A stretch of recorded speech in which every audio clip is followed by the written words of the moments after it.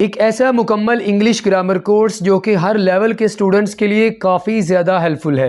इस कोर्स का ख़ास मकसद ये है कि स्टूडेंट्स को ग्रामर की कुछ बेसिक चीज़ें सिखाकर उनके लिए इंग्लिश बोलचाल को निहायत ही आसान बनाना है। दोस्तों, हम इस कोर्स की 6 क्लासेस ऑलरेडी अपलोड कर चुके हैं। अगर आपने उन क्लासेस को मिस कर दिया है तो उन तमाम क्लासेस का लिंक आपको नीचे दिए गए डिस्क्रिप्शन में मिल जाएगा। आज हमारे इस कोर्स का सबक नंबर 7 है। अगर आपने हमारे चैनल को अभी तक सब्सक्राइब नहीं किया तो हमारे चैनल को ज़रूर सब्सक्राइब करें और साथ में बेल आइकन को प्रेस कर दें। इस सबक के नोट्स आप वीडियो के नीचे दिए गए लिंक के ज़रिए बआसानी हासिल कर सकते हैं। तो चलें दोस्तों, हमारे आज के सबक नंबर 7 का आगाज़ कर लेते हैं। लेकिन उससे पहले मैं चाहूँगा कि आपको ये पता होना चाहिए दोस्तों कि हमने पिछले सबक में क्या सीखा था। दोस्तों, पिछले सबक में हमने आपको do not, does and does not के बारे में बताया था। हमने आपको तफसीली ये बताया था कि आप डू नॉट, डज और डज नॉट को कैसे अपनी डेली रूटीन में इस्तेमाल कर सकते हैं। काफ़ी ज़्यादा एग्जांपल्स के ज़रिए हमने आपको इन 4 वर्ड्स का इस्तेमाल करना सिखाया था। अगर आपने इस सबक को मिस कर दिया है तो आप वीडियो के नीचे दिए गए लिंक के ज़रिए इस वीडियो लेसन को देख सकते हैं। अब ज़रा हम ये देख लेते हैं कि आज के सबक में आप क्या कुछ सीखने जा रहे हैं। दोस्तों, आज के सबक में मैं आपको सिखाऊंगा कि प्रेपोजिशन क्या होती है। प्रेपोजिशन के बारे में आपने बहुत सुना होगा और इसकी मिसालें भी आपके सामने बहुत ज़्यादा आई होंगी। तो आज मैं आपको बताऊंगा कि प्रेपोजिशन क्या होती है, इसकी मुख्तलिफ मिसालें, और साथ में आपको बताऊंगा कि प्रेपोजिशन की कितनी किस्में होती हैं। तो आज के वीडियो लेसन को आपने स्किप नहीं करना, क्योंकि आज का वीडियो लेसन काफ़ी ज़्यादा इम्पॉर्टेंट है। क्योंकि आज के वीडियो लेसन में मैं आपको सिखाऊंगा कि प्रेपोजिशन क्या होती हैं, इसकी कितनी अक़साम हैं, और साथ में आपको मिसालों के ज़रिए बड़े ही डिटेल में आपको प्रेपोजिशन के बारे में सिखाने जा रहा हूँ। दोस्तों, सबसे पहले हम ये सीखेंगे कि प्रेपोजिशन का वर्ड कैसे मिलकर बना है, इसका माना क्या होता है। ये चीज़ आपके लिए सीखना बहुत ज़रूरी है।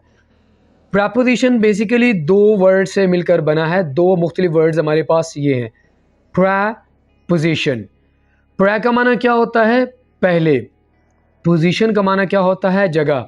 अब यहाँ पर एक चीज़ आपको क्लियर होगी कि प्रेपोजिशन को प्रेपोजिशन क्यों कहा जाता है, क्योंकि ये हमेशा नाउन या प्रोनाउन से पहले यूज़ होगा।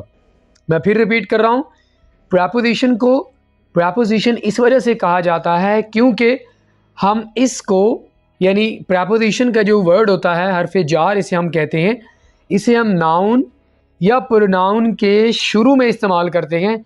इस वजह से इसको प्रेपोजिशन कहा जाता है, क्योंकि ये 2 वर्ड से मिलकर बना है। प्रेपोजिशन, प्रे का माना होता है पहले और पोजीशन का माना होता है जगह। तो आई होप कि ये चीज़ आपको समझ आ गया होगा। तो चलिए आपको कुछ एग्जांपल्स के ज़रिए समझा देते हैं कि कैसे हम प्रेपोजिशन को नाउन या प्रोनाउन के शुरू में इस्तेमाल करते हैं। ये देखिए, हमारे पास सबसे पहले एग्जांपल है इन द रूम। रूम यहाँ पर हमारे पास नाउन है, तो नाउन से पहले हम इन का इस्तेमाल कर रहे हैं। रूफ हमारे पास नाउन है, तो नाउन से पहले हम ऑन का इस्तेमाल कर रहे हैं। द मार्केट, ये हमारे पास वर्ड आ गया नाउन, ठीक है, और यहाँ देखें हम फ्रॉम का इस्तेमाल कर रहे हैं। आफ्टर द डिनर, ये आफ्टर हमारे पास प्रेपोजिशन है और ये हमारे पास डिनर आ गया। तो आई होप कि यहाँ तक आपको समझ आ गया होगा कि प्रेपोजिशन का माना क्या होता है और इनको प्रेपोजिशन क्यों कहा जाता है, और हम प्रेपोजिशन को किन के शुरू में इस्तेमाल करते हैं वो मैं आपको बता चुका हूँ। नाउन या प्रोनाउन के शुरू में हम प्रेपोजिशन का इस्तेमाल करते हैं। अब ज़रा हम डिटेल में बात कर लेते हैं कि प्रेपोजिशन की डेफिनेशन क्या है।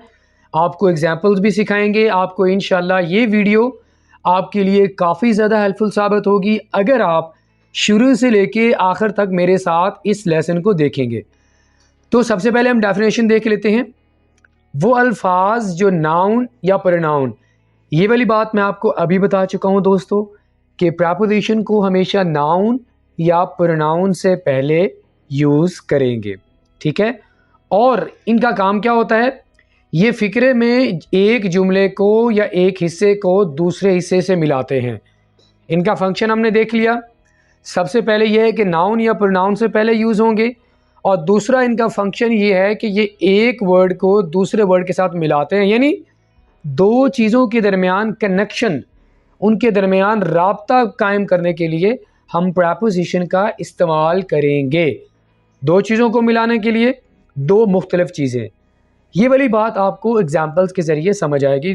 ज़रा ये दो एग्जाम्पल देख लें ताकि आपको मज़ीद क्लियर हो जाए। किताब मेज़ के नीचे पड़ी है। The book is under the table. अब यहाँ पर हमने दो चीज़ों के दरमियान कनेक्शन क्रिएट करना है। सबसे पहले हमारे पास टेबल आ गया, ठीक है, उसके बाद हमारे पास आ गई बुक। अब हमने बुक और टेबल का आपस में जो कनेक्शन क्रिएट करना है वो हमने किसके ज़रिए क्रिएट करना है? अंडर के ज़रिए। ठीक है, समझ आ रही है आपको कि हमने बुक और टेबल के दरमियान जो कनेक्शन क्रिएट कर रहे हैं, जो हम आपस में इनको मिला रहे हैं, वो हम प्रेपोजिशन अंडर का यूज़ करके इनको आपस में मिला रहे हैं। ठीक है, दूसरी एग्जांपल देख लेते हैं। The cat is sitting on the roof. दोस्तों यहाँ पर देखिए, हमने कैट और रूफ, इन दोनों का आपस में हमने कनेक्शन क्रिएट करना है, इनको आपस में मिलाना है। इस सिचुएशन के लिए हमारे पास, इनको मिलाने के लिए हमारे पास प्रेपोजिशन होनी चाहिए, तो हमने यहाँ पर ऑन का इस्तेमाल कर दिया। तो यहाँ पर हमारे पास कैट और रूफ आपस में, यानी दो वर्ड्स के दरमियान जो कनेक्शन है वो क्रिएट हो गया। The cat is sitting on the roof. बिल्ली छत पर बैठी है। आई होप कि यहाँ तक आपको समझ आ गया होगा। आगे हमारे पास प्रेपोजिशन की कितनी किस्में हैं? हमारे पास प्रेपोजिशन दो तरह की होती हैं। प्रेपोजिशन ऑफ प्लेस, यानी जगह के लिए जब हम जगह के बारे में बात करते हैं, जैसा कि मैंने आपको बताया कि छत एक जगह है, टेबल आगे, पीछे, सामने, करीब, दरमियान में, तो ये सारी हमारे पास जगह होती हैं। इन तमाम सिचुएशंस के लिए हम प्रेपोजिशन का इस्तेमाल करते हैं। तो हमारे पास कितनी प्रेपोजिशन है ज़रा हम वो देख लेते हैं। लेकिन उससे पहले मैं चाहूँगा कि आपको प्रेपोजिशन ऑफ प्लेस की डेफिनेशन का पता होना चाहिए। वो हरूफ जार जो किसी जगह के बारे में बात करते हैं, यानी आपको बताते हैं जगह के बारे में। ठीक है, तो जगह के बारे में बात करने के लिए हम प्रेपोजिशन ऑफ प्लेस का इस्तेमाल करेंगे। हमारे पास प्रेपोजिशन ऑफ प्लेस कितनी है? इन, में, पर, एट। बिटवीन का माना क्या होता है? दरमियान। नियर, करीब। बिलो, नीचे। ऑन, पर। बिहाइंड, पीछे। अबव, ऊपर। नेक्स्ट टू, अगला, यानी सामने। इन फ्रंट ऑफ, के सामने। तो यहाँ तक आपने देख लिया कि प्रेपोजिशन ऑफ प्लेस क्या होती हैं, यानी मुख्तलिफ जगह होती हैं जिनको हम डिस्क्राइब करते हैं प्रेपोजिशन का इस्तेमाल करके। वो हरूफ जार, वो हरूफ रब्त जो किसी जगह में होने के बारे में बात करते हैं। कोई छत पे बैठा हुआ है, कोई पीछे बैठा हुआ है, कोई दरमियान में बैठा हुआ है, तो हम उसके लिए प्रेपोजिशन ऑफ प्लेस का इस्तेमाल करते हैं। दोस्तों यहाँ मैं आपको एक चीज़ बताना चाहूँगा कि यहाँ सिर्फ आपको प्रेपोजिशन का इंट्रोडक्शन दिया जा रहा है कि प्रेपोजिशन क्या होती हैं, प्रेपोजिशन की कितनी अक़साम हैं। मज़ीद डिटेल में हम इनको डिस्कस करेंगे आगे आने वाली हमारी वीडियोस में। इस लेसन में आपको सिर्फ ये बताएंगे कि प्रेपोजिशन बेसिकली क्या होती हैं और इनकी कितनी अक़साम होती हैं। ठीक है दोस्तों, हमारे पास दूसरी किस्म प्रेपोजिशन की आ जाती है, प्रेपोजिशन ऑफ टाइम। यानी अगर हम वक़्त के बारे में बात करना चाहते हैं तो हम प्रेपोजिशन का इस्तेमाल करते हैं।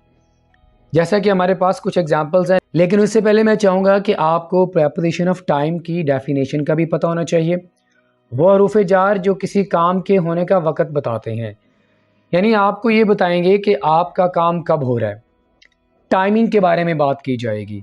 इन्हीं को हम कहते हैं प्रेपोजिशन ऑफ टाइम। वो हमारे पास कौन सी हैं? सिंस, जब से या कब से। फॉर, के लिए। अनटिल, जब तक। टिल, तक। व्हेन, जब या कब। आफ्टर, बाद में। बिफोर, पहले। ड्यूरिंग, के दौरान। फ्रॉम, से, और टू की तरफ। तो आपने देखा ये सारी की सारी जो प्रेपोजिशन है इनको हम इस्तेमाल करते हैं वक़्त के बारे में बात करने के लिए। आपने अगर ये बताना हो कि कोई चीज़ पीछे पड़ी है, आपने ये कहना हो कि कोई मुझे बाद में मुलाकात करेगा, मीटिंग के दौरान बात होगी, कोई कहाँ से है। तो अगर हम वक़्त के बारे में बात करना चाहते हैं तो हम उसके लिए कौन सी प्रेपोजिशन का इस्तेमाल करेंगे? हम प्रेपोजिशन ऑफ टाइम का इस्तेमाल करेंगे। तो ये हमारे पास कॉमन प्रेपोजिशन ऑफ टाइम है जिनको आप इस्तेमाल कर सकते हैं अपनी डेली रूटीन में वक़्त के बारे में बात करने के लिए। तो दोस्तों यहाँ तक तो मैंने आपको ये सिखा दिया कि प्रेपोजिशन क्या होती हैं, इसकी कितनी अक़साम हैं, प्रेपोजिशन ऑफ प्लेस क्या होती हैं और प्रेपोजिशन ऑफ प्लेस कौन कौन सी होती हैं, और प्रेपोजिशन ऑफ टाइम की definition and with some examples के प्रेपोजिशन ऑफ टाइम कौन कौन सी हैं। ठीक है दोस्तों, मज़ीद आपकी आसानी के लिए कि आप बआसानी इन प्रेपोजिशन को अच्छे से समझ सकें वो है एग्जांपल्स। तो मैं आपके लिए कुछ एग्जांपल्स भी लेके आया हूँ ताकि मैं आपको बेहतर तौर पर समझा सकूँ कि प्रेपोजिशंस को आप कैसे डिफरेंट सिचुएशंस में वक़्त के बारे में बात करने के लिए और जगह के बारे में बात करने के लिए आप कैसे इनको इस्तेमाल कर सकते हैं। अब ज़रा वो सीख लेते हैं। एक शख्स अपने दफ्तर में बैठा हुआ है। The man is sitting in the office. यहाँ पर हम जगह के बारे में बात कर रहे हैं। The little boy was standing on the roof. छोटा लड़का छत पर खड़ा है। यहाँ पर हम किसके बारे में बात कर रहे हैं? हम जगह के बारे में बात कर रहे हैं। ऑन जगह, छत हमारे पास जगह है। सुबह से बारिश हो रही है। It's been raining since morning. यहाँ पर हम किसके बारे में बात कर रहे हैं? जी हाँ, आप बिल्कुल ठीक समझे हैं, यहाँ पर हम फ़क़त के बारे में बात कर रहे हैं। मैं आज शाम 5 बजे तक काम करूँगा। I will work until 5 PM today. यहाँ पर भी हम वक़्त के बारे में बात कर रहे हैं। मैं इंग्लैंड में 10 साल रहा। I lived in England for 10 years। यहाँ पर भी वक़्त के बारे में बात हो रही है। मज़ीद कुछ और एग्जांपल्स देख लेते हैं ताकि आप मज़ीद बेहतर तौर पर इन प्रेपोजिशंस को अच्छे से समझ सकें। वो इसके साथ बैठी है। She is sitting beside him. यहाँ पर हम किसकी बात कर रहे हैं? वक़्त की बात नहीं कर रहे हम, यहाँ पर हम जगह की बात कर रहे हैं कि वो उसके साथ बैठी है। तो साथ बैठने के लिए हम प्रेपोजिशन ऑफ प्लेस का इस्तेमाल करते हैं। वो हमारे पास है beside. She is sitting beside him. Meeting के दौरान कोई नहीं बोला। तो यहाँ पर ड्यूरिंग का इस्तेमाल करके हम वक़्त के बारे में बात कर रहे हैं कि मीटिंग के दौरान कोई नहीं बोला। ठीक है, मैं उसके आने के बाद आऊँगा। I will come after his arrival.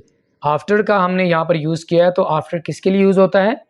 जी हाँ, बिल्कुल, प्रेपोजिशन ऑफ प्लेस, जगह के बारे में बात करने के लिए। आफ्टर बाद में। मैं उसके आने के बाद आऊँगा। I will come after his arrival. यहाँ पर आप वक़्त की बात कर रहे हैं कि मैं उसके आने के बाद आऊँगा, तो आप यहाँ पर आफ्टर को as a preposition of time के तौर पर इस्तेमाल कर रहे हैं। ये मेरे और आपके बीच है। This is between you and me. उसका घर मेरे घर के साथ है। His house is near to mine. यहाँ पर भी आप किसकी बात कर रहे हैं? वक़्त की बात नहीं कर रहे, बल्कि जगह की बात कर रहे हैं कि उसका घर मेरे घर के साथ है। ठीक है, आई होप कि इन एग्जाम्पल्स को सीखने के बाद, इन एग्जाम्पल्स को डिस्क्राइब करने के बाद आपको काफ़ी ज़्यादा आइडिया हो गया होगा कि हम प्रेपोजिशन को किस तरह इस्तेमाल कर सकते हैं। ऑलराइट फ्रेंड, तो इसी के साथ ही आज का हमारा सबक नंबर 7 ये पे मुकम्मल हुआ। दोस्तों, आज के सबक नंबर 7 में मैंने आपको प्रेपोजिशन के बारे में सिखाया है, यानी प्रेपोजिशन क्या होती है, इसके मुख्तलिफ़ अक़साम और प्रेपोजिशन को किस तरह आप एग्जाम्पल्स में इस्तेमाल कर सकते हैं। इस सबक में आपको मैंने सिर्फ इंट्रोडक्शन दिया है।